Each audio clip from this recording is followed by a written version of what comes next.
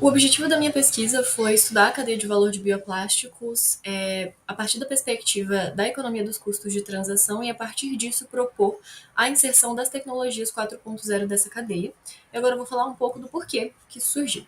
A partir então da problemática da produção enorme de plásticos convencionais que se tem hoje. Então, a gente tem 8.300 milhões de toneladas sendo produzidas e 50% desse total é descartado diretamente no meio ambiente. Como um contraponto para essa situação, a gente tem a solução dos bioplásticos, que são produtos feitos a partir de fontes de carbono não fóssil e que tendem a ser degradáveis, biodegradáveis ou compostáveis. Os bioplásticos têm também uma expectativa grande de crescimento nos próximos anos.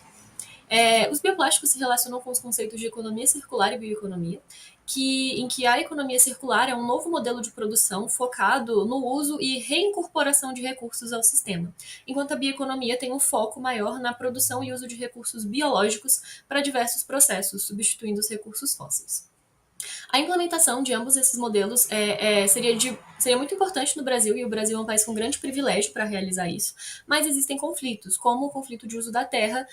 para plantações, para agricultura e para a produção de biocombustíveis ou bioplásticos. E aí, nesse contexto, é muito importante o uso de byproducts, né, de subprodutos, para essa produção. Então, esses bioplásticos produzidos a partir de bioprodutos, eles têm a tendência de terem uma melhor performance ambiental e uma redução da pegada de água, de uso da terra, eutrofização e menor uso de energia não renovável também.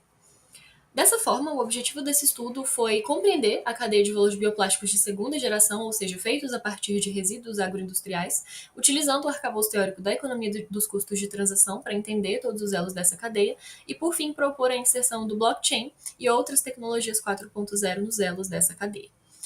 Na revisão de literatura, eu abordei em mais detalhes cada um dos conceitos mencionados aqui, então, tanto os bioplásticos e a economia circular, assim como um detalhamento dos conceitos da economia de custos de transação e os elementos fundamentais, funcionamento básico e principal forma, né, vertente da tecnologia de blockchain, que é interessante para esse contexto, que nesse caso é o Hyperledger Fabric,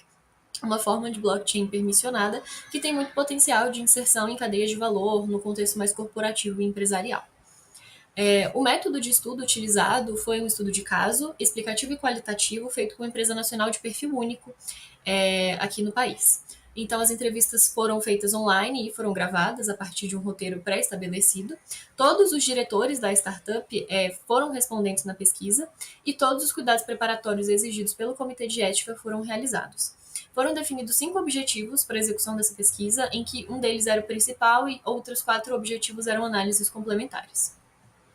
Como resultados, eu obti uma visão geral da cadeia de valor, uma visão completa, na verdade, da cadeia de valor de bioplásticos, desde a relação com os produtores, nesse caso, produtores de açaí e as cooperativas que fazem a centralização dessa produção de açaí, o pré-tratamento desse